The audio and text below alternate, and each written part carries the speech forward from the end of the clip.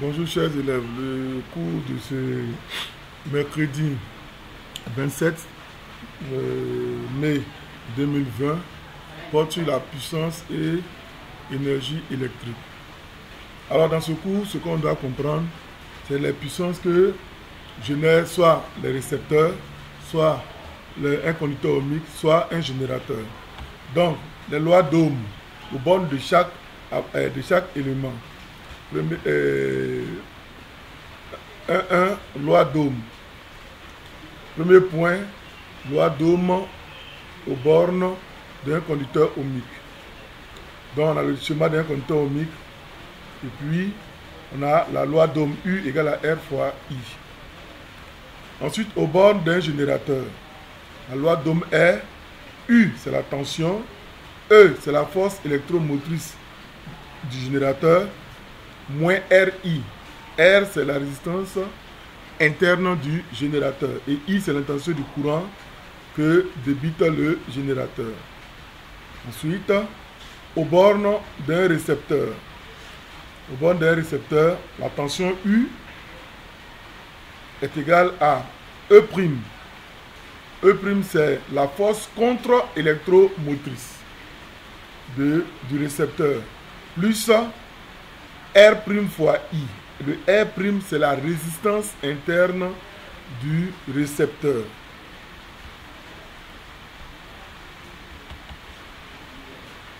Alors, on a associé les trois éléments, c'est-à-dire un générateur, un récepteur qui est le moteur qui est symbolisé par le grand M, et puis un conducteur ohmique qui est symbolisé par le grand R dans la figure.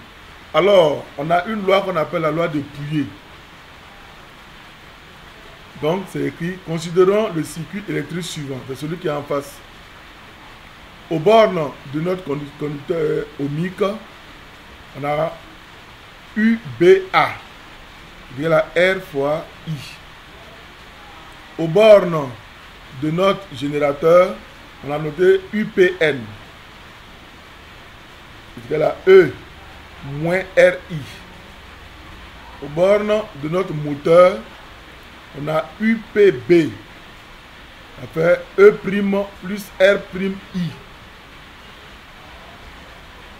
Alors, on sait que puisque le montage est fait en série, les éléments sont montés en série, donc on aura la tension qui est délivrée par le générateur qu'on a appelé UPN est égale à la tension aux bornes de notre moteur plus la tension aux bornes de notre conducteur ohmique plus la tension aux bornes de notre interrupteur qu'on a noté UAN.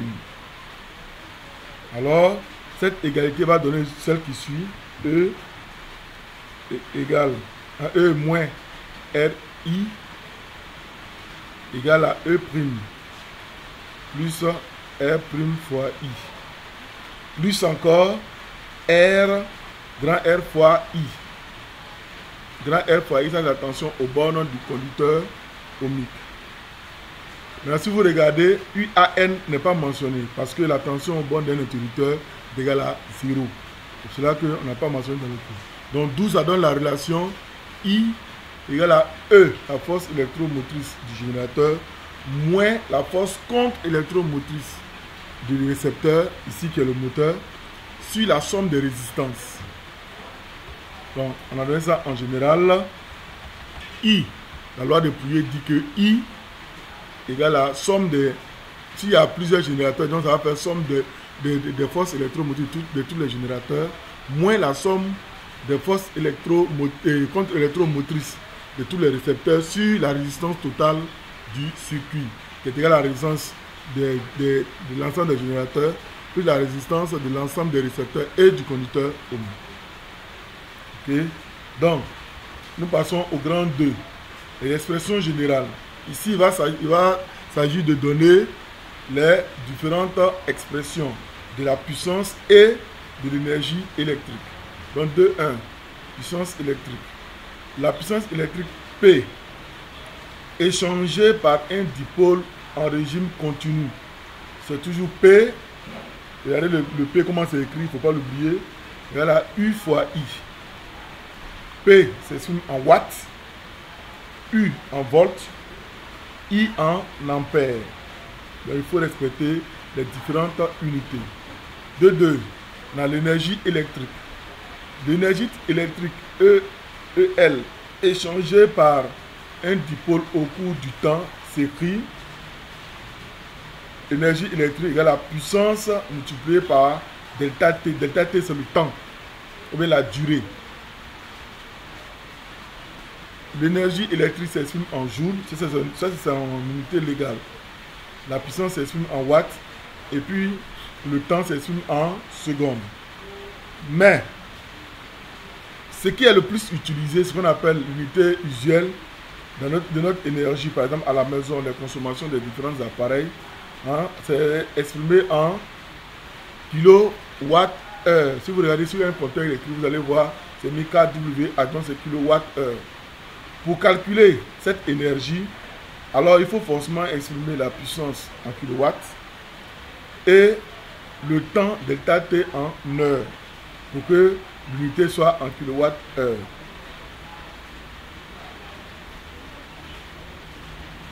Trois, puissance aux bornes d'un dipôle. Un dipôle, ça peut être un conducteur ohmique, ça peut être un récepteur, ça peut être un générateur. 3.1. Puissance aux bornes d'un conducteur ohmique. Un CO, CO ça veut dire conducteur ohmique, reçoit une puissance électrique d'expression P égale à R fois I au carré. R c'est la résistance du conducteur ohmique et puis I c'est l'intensité du courant qui traverse le conducteur ohmique. 3.2. Puissance reçue par un récepteur. Un récepteur reçoit une puissance d'expression P égale à E' plus R'I. Si vous regardez bien, qu'on appelle ça au-dessus, vous allez voir que E' plus R'I représente la tension aux bornes du récepteur. Donc si on multiplie par l'intensité du courant, on obtient la puissance. Donc cette puissance-là, si vous développez ce qui est une parenthèse par I, vous allez obtenir E' fois I plus R'I au carré. Ça qui est l'expression finale de la puissance aux bornes d'un conducteur, d'un récepteur.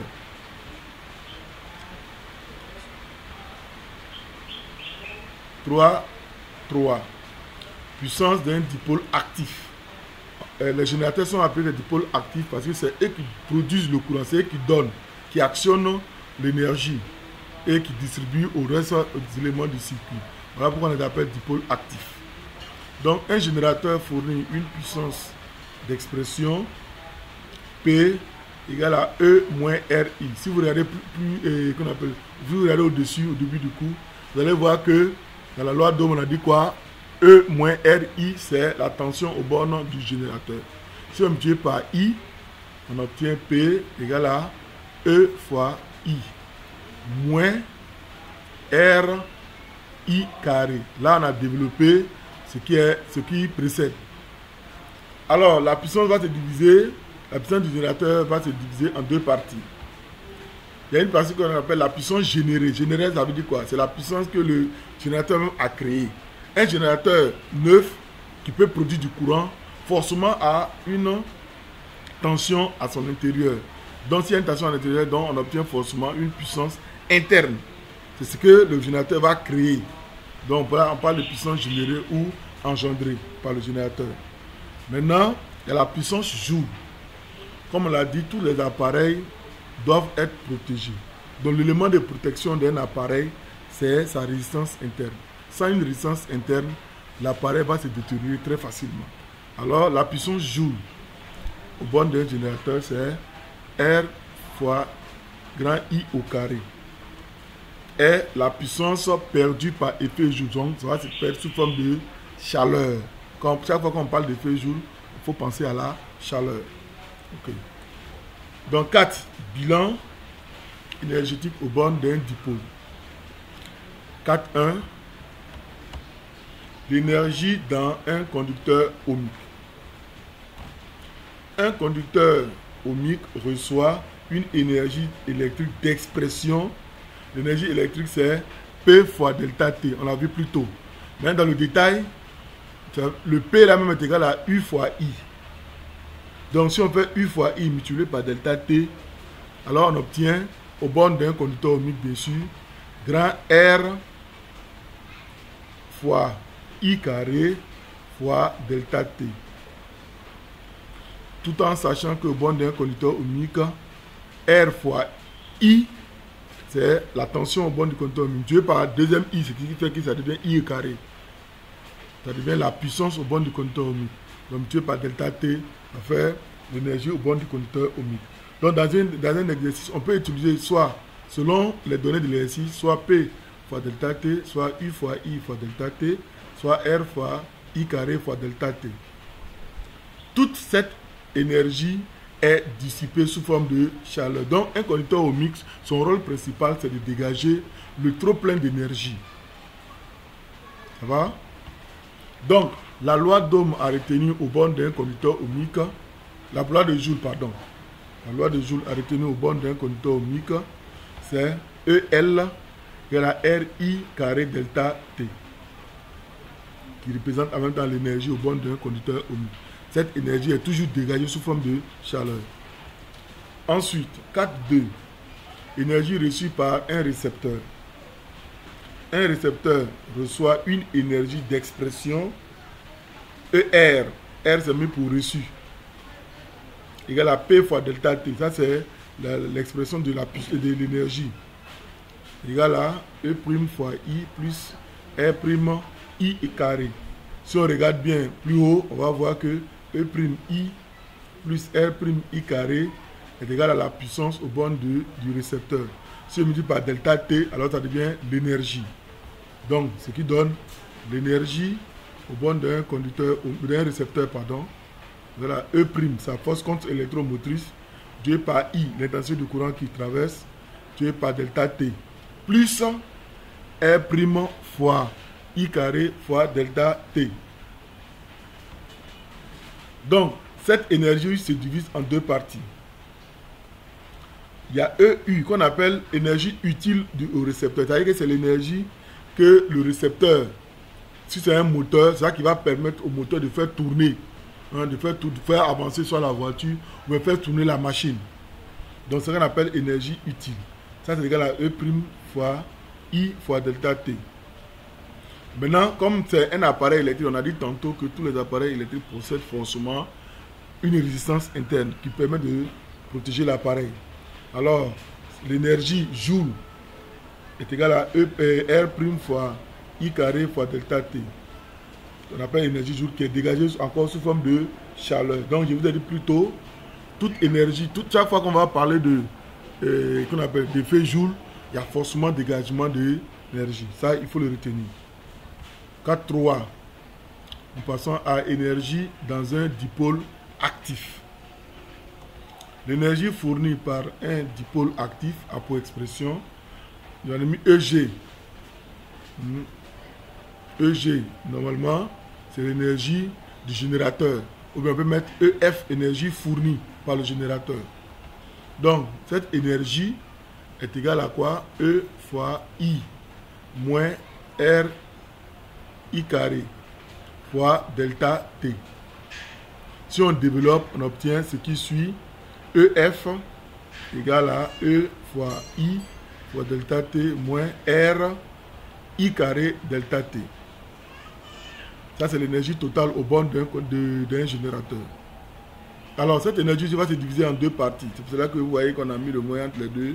On a séparé les deux pour que vous puissiez bien voir. Donc, l'énergie générée ou bien l'énergie produite par le générateur. Ça, c'est l'énergie que le générateur produit lui-même et qui va donner au circuit. Maintenant, comme le générateur est actif, alors on parle d'énergie générée par le dipôle actif, donc par le générateur. De cette énergie, il faut soustraire l'énergie joule. Cette énergie joule-là permet de protéger notre dipôle, notre appareil. Ok? Qu'on appelle énergie perdue sous forme de chaleur. Maintenant, comme toute étude énergétique, il faut toujours faire un bilan. Donc, on fait ce qu'on appelle le rendement. Tous les appareils, en fonction de leur rendement, ont leur performance. Un appareil qui a un rendement plus élevé est plus performant qu'un appareil du même type qui a un rendement plus faible. Alors, 5.1, rendement du générateur. Le générateur va produire de l'énergie et va enlever un peu dedans pour se protéger lui-même. Donc, le rendement est noté comme ça. Ça ressemble à un petit N, mais c'est une lettre grecque. Et il faut écrire comme ça. Ce n'est pas petit R, mais c'est plutôt cette lettre-là. Il faut bien l'assimiler. Donc, le rendement est égal à la puissance disponible sur la puissance totale fournie. La puissance disponible, c'est la puissance que le générateur va donner au circuit. Mais la puissance totale fournie, c'est la puissance que le générateur va créer. C'est comme si mon enfant venait me demander de l'argent. Si j'ai 10 000, je ne peux pas lui donner tous les 10 000, sinon au risque que moi-même je n'ai plus rien dans ma poche. Alors, il y a ce que j'ai, j'enlève ce que je peux lui donner et il va rester en ma possession quelque chose de pouvoir subvenir à d'autres besoins. Donc, la puissance disponible, c'est ce que le générateur donne.